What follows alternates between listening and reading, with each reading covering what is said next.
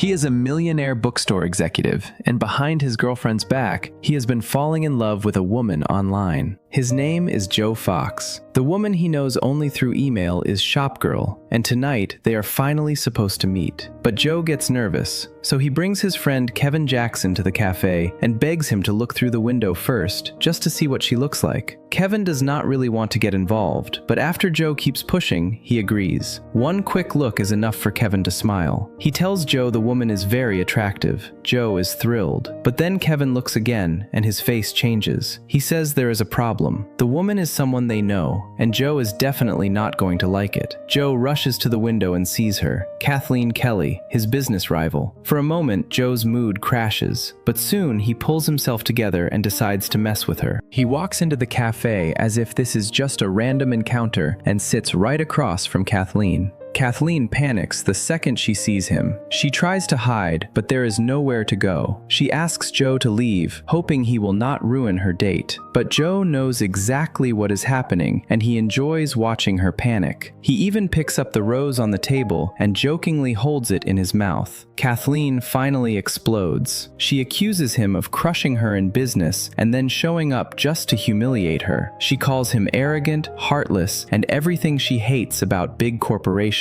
For some reason, her words cut Joe deeper than he expects. He quietly leaves, and Kathleen has no idea that this annoying man is about to change her life. Kathleen owns the Shop Around the Corner, a small independent children's bookstore on Manhattan's Upper West Side. The store is warm, personal, and full of memories. She knows her customers. She recommends books with care, and on weekends, she hosts story time for children. To Kathleen, this store is not just a business, it is a piece of her mother. But that peaceful world is threatened when a massive chain bookstore called Fox Books prepares to open nearby. Kathleen tries to stay calm, but deep down, she is worried. As the internet begins to enter everyday life, Kathleen starts pouring her thoughts into online conversations. Soon, she meets someone with the screen name NY152. He is funny, thoughtful, and easy to talk to. His messages become the quiet place where she can breathe. What Kathleen does not know is that NY152 is Joe Fox, the man whose family owns Fox Books. Even more ironic, they live in the same neighborhood. They pass each other on the street. They drink the same kind of coffee. They move through the same little world every day. But because they agreed never to reveal personal details, neither knows the truth. Online, Joe tells her about small moments in New York. Kathleen writes about books, life, and her love for Pride and Prejudice. Through their emails, they skip past the conflict of real life and reach the most honest parts of each other. Then one day, Joe's young aunt Annabelle and little half-brother Matthew need someone to watch them. At the same time, Joe wants to check out the neighborhood bookstore his father mentioned. So he brings the kids to the Shop Around the Corner. Kathleen has no idea who he really is. She warmly helps them choose books and welcomes them like any other customers. When Kathleen assumes Joe is the children's father, Annabelle corrects her in the most confusing way possible. Joe is not her father. He is her nephew, and Matthew is Joe's little brother. Joe smiles and says that, yes, they are a typical American family. At the register, Kathleen casually brings up the new Fox bookstore. Annabelle almost blurts out that it belongs to their family, but Joe quickly cuts her off before Kathleen can learn the truth. Soon after, Fox Books opens with huge crowds and loud celebration. The store is big, bright, comfortable, and full of discounts. Customers pour in. Meanwhile, the Shop Around the Corner starts losing business almost immediately. Within a week, Kathleen loses thousands of dollars in sales. Still, she tries to convince herself this is only a temporary setback. Then a children's author visits her store, worried that Kathleen might close before her new book launch. Kathleen says everything is fine, but inside, she is terrified. That night, through her boyfriend Frank Navasky, Kathleen attends a publishing party, hoping to find support. Joe is there too. The second he sees Kathleen, he tries to hide, but she finds him. At first, Kathleen just thinks he is acting strangely. Then someone nearby mentions that Joe Fox is the man behind the bookstore threatening her business. Kathleen realizes she has been fooled. She confronts Joe, accusing him of using children to spy on her store. Joe stops pretending. He admits he knows about her store, but says paying attention to the competition is just part of business. If he does not watch the market, he says, he loses. And in business, someone always loses. Kathleen wants to fire back, but her mind goes blank. She cannot think of a single sharp reply. That night, she cannot sleep. She keeps replaying the moment, angry at herself for not saying the perfect thing. Joe cannot sleep either. He knows he was too harsh. So he opens his computer and writes honestly to Shopgirl, not realizing he is confessing his guilt to Kathleen herself. Kathleen, also upset, writes back. She says she wishes she could speak as sharply as he can. If she could, maybe she would not stay awake all night regretting every missed comeback. Online, they remain each other's safe place. In real life, they avoid each other like enemies. When Joe sees Kathleen in a cafe, he hides behind a newspaper. When Kathleen spots Joe first, she tries to escape before he notices her. But fate keeps pushing them together. One day, Kathleen runs into Joe at the grocery store. She tries to avoid him, but when she reaches checkout, she realizes she has accidentally entered a cash-only line. She has no cash. The other customers grow impatient. Kathleen tries to explain, but the cashier will not bend the rules. Then Joe appears behind her. With easy charm, he calms the customers and persuades the cashier to make an exception. Then he leaves like nothing happened. Christmas arrives. Everyone around Kathleen is celebrating, but she cannot feel happy. Business keeps getting worse. Even an author who once loved her store now chooses to launch a book at Fox Books. Watching snow fall outside the window, Kathleen thinks about her mother, who left this store to her and hoped it would continue for another generation. Unable to carry the pain alone, Kathleen writes to NY152. Joe reads her message and at first thinks she might be heartbroken over a man. That thought bothers him. But when he realizes the problem is business, he becomes energized. He tells her he is a successful businessman and might be able to help. Because of their rule about not sharing personal details, Kathleen cannot explain exactly what is happening. So Joe gives general advice. He tells her she is in a war. It is not personal, it is business. He quotes The Godfather and pushes her to fight back. His words light a fire in her. The next day, Kathleen asks Frank to write an article about how Fox Books is hurting independent bookstores.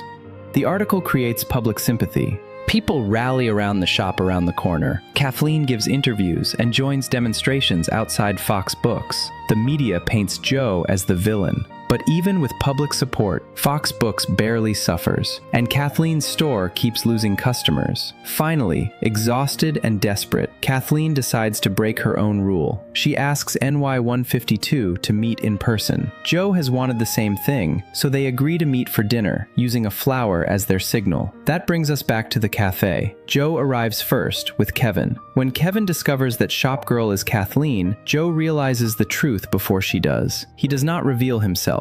Instead, he walks in as Joe Fox and teases her. The evening ends badly. Kathleen goes home believing NY152 stood her up. She opens her computer and finds no message. She does not understand why he disappeared without explanation. The next morning, her employees at the bookstore ask how the date went. Bertie, George, and Christina all know Kathleen has been writing to someone online, and they are desperate for details. Kathleen tells them he never came. They come up with wild explanations. Maybe he was trapped on the subway. Maybe he had an accident. Maybe he was secretly a criminal. Kathleen shuts the conversation down. But what bothers her most is not being stood up. It is what she said to Joe. She writes to NY152 that while she was waiting, another man appeared. A man who had badly hurt her business. For the first time, she found the perfect cruel words. She thought it would feel good. Instead, it made her feel terrible. Joe reads the message and feels even more guilty. At first, he thinks about inventing a lie, something like being trapped in an elevator on the 38th floor. But even his dog Brinkley seems to judge him, so Joe deletes the lie. Instead, he writes that he cannot explain what happened, but he is sorry. He tells her, people say things they regret when they are hurt or afraid. If anyone is to blame, he is probably more guilty than she is because he failed to show up. He promises he will keep listening, and just like that, they return to their secret online friendship. Not long after, Kathleen finally accepts the truth. The shop around the corner cannot survive. She closes the store, clearing out the shelves as quickly as she can. Bertie comforts her by saying that knowing when to let go is also a kind of wisdom. But when Kathleen locks the door for the last time, the loss still cuts deep. This store held her mother's memory. It held years of children, customers, stories, and love. Outside, under the yellow streetlights, Kathleen looks lost. Then she notices Fox Books glowing just across the street, full of people. Almost without thinking, she walks inside. The space is huge. The shelves are endless. And upstairs, there is even a children's reading area. As Kathleen watches children happily reading, she begins to understand something painful. Her store did not close only because Joe attacked it. It was also swallowed by a changing world. At the same time, Kathleen's relationship with Frank comes apart. While she was fighting to save the store, Frank became involved with a famous television host. But instead of falling apart, Kathleen laughs. She realizes she and Frank were never truly meant to be lovers. They were interesting together on paper, but not in real life. Frank feels the same. Their breakup is surprisingly gentle. Meanwhile, Joe's girlfriend Patricia has her own plans. She thinks Kathleen is intelligent and could be valuable in publishing or book selling. But Joe argues that Kathleen is too kind, too gentle, and too unsuited for corporate management. Then Joe and Patricia get stuck in an elevator with two strangers. As they wait for help, everyone starts talking about what they would do if they got out. One woman says she will finally make peace with her mother. The elevator operator says he will marry his girlfriend.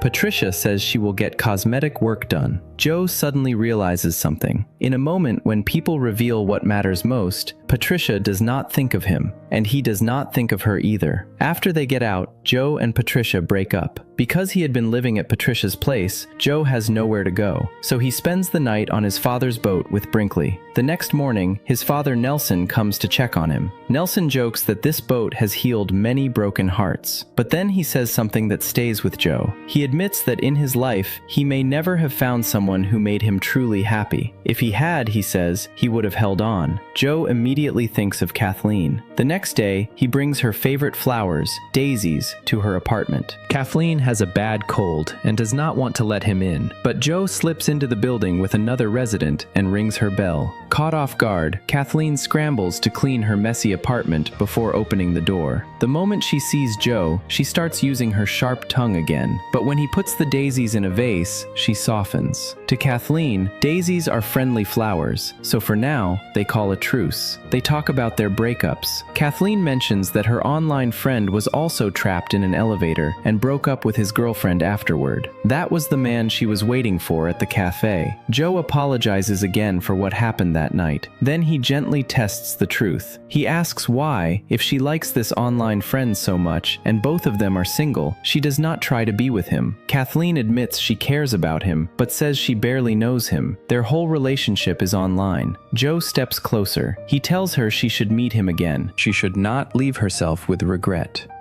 For a second, Kathleen's heart starts racing, but Joe pulls back before she loses control. After that, Kathleen tries more than once to meet NY-152. Each time, Joe finds a reason to delay. He knows that if he suddenly reveals the truth, Kathleen may hate him.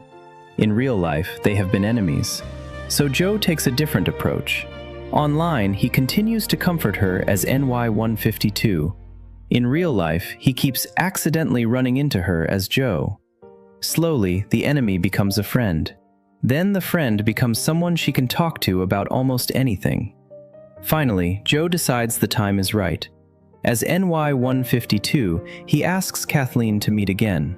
Kathleen is excited and immediately tells Joe, her real-world friend.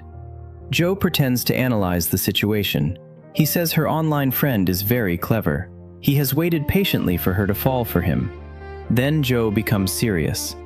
He tells her that if he had never owned Fox Books, and if she had never owned the shop around the corner, he would have asked for her number the first time he met her. He would have taken her to dinner. He would have wanted to know her. Then he asks the question he has been carrying. Why can she forgive the man who stood her up, but not forgive him, the man who hurt her without meaning to hurt her personally? Kathleen understands what he is really asking. He is asking for forgiveness. He is also telling her he loves her, but she is not ready to answer. She says she has to meet her online friend and leaves. That evening, Kathleen dresses carefully and goes to the meeting place. She walks through the flowers, nervous and hopeful. Then she sees Joe walking toward her with Brinkley. In that instant, she understands everything. NY 152 was Joe all along. Her eyes fill with tears, but she is not angry, because somewhere along the way, through emails and fights, grocery stores and walks, arguments and apologies, she had already fallen for him. When Joe reaches her, Kathleen says the words that reveal her heart. "I wanted it to be you. I wanted it to be you so badly." Then they kiss, while Brinkley circles them like he is jealous of the moment. And the love that began in secret finally becomes real. You've Got Mail is a 1998 romantic comedy directed by Nora Ephron, starring Tom Hanks as Joe Fox and Meg Ryan as Kathleen Kelly, with Dave Chappelle as Kevin Jackson, Greg Kinnear as Frank Navasky, and Parker Posey as Patricia Eden.